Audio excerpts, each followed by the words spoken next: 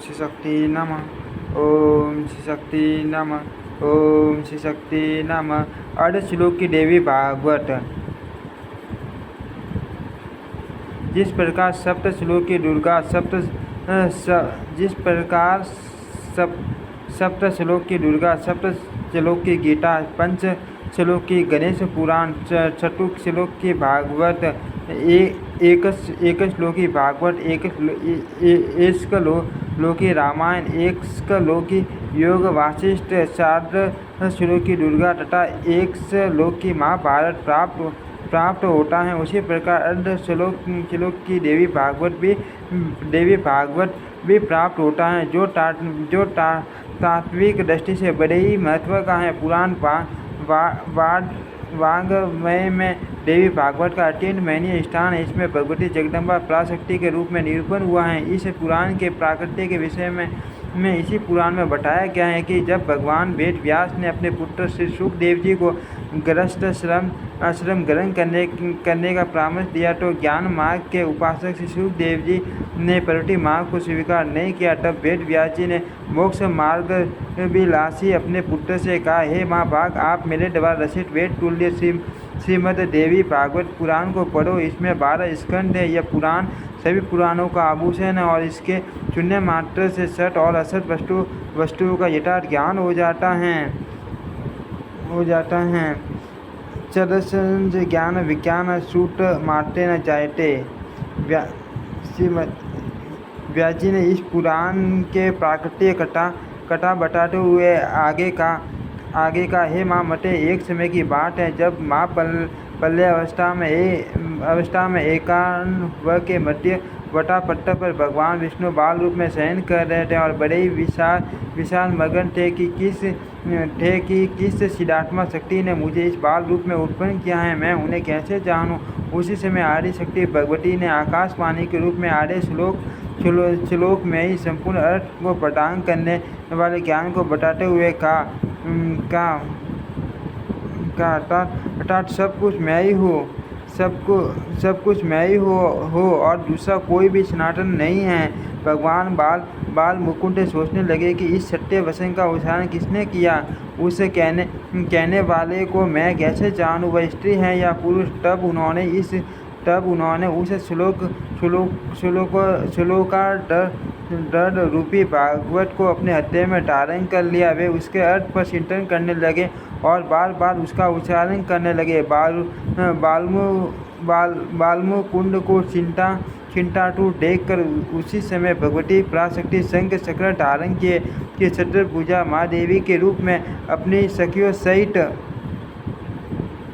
माँ प्रकट हो गई। वे दिव्य वस्त्राभूषण से अलंकृत थी और उनका स्वरूप बड़ा ही शांत था। वे मंद मुस्कुरा रही थी। उनका दर्शन कर भगवान विष्णु बड़े ही विस्मय में पड़ गए और उन्होंने पूछा, हे देवी, कुछ समय पूर्व मैंने जो आधा श्लोक सुना वह परम रहस्यमय वचन किसने कहा था, मुझे बताने की कृपा करें। इस पर देवी ने कहा, मैं सुगुणा चतुर्भुजा भगवती हूँ, सब गुणों का आलय होते हुए मैं निर्गुणा भी हूँ। वह आधा श्लोक निर्गुणा पराशक्ति ने ही कहा था। आप इसे सब वेदों का तत्व स्वरूप कल्याणकारी और पुण्यप्रद श्रीमद् देवी भागवत समझिए। पुण्य भागवत विधि वेदशास्त्र शुभाभम। आप इसे सदा अपने सीट में रखिए और कभी विस्मृत न कीजिए। ये सब शास्त्रों का सार है तथा भगवती माँ विद्या के द्वारा प्रकाशित किया गया है।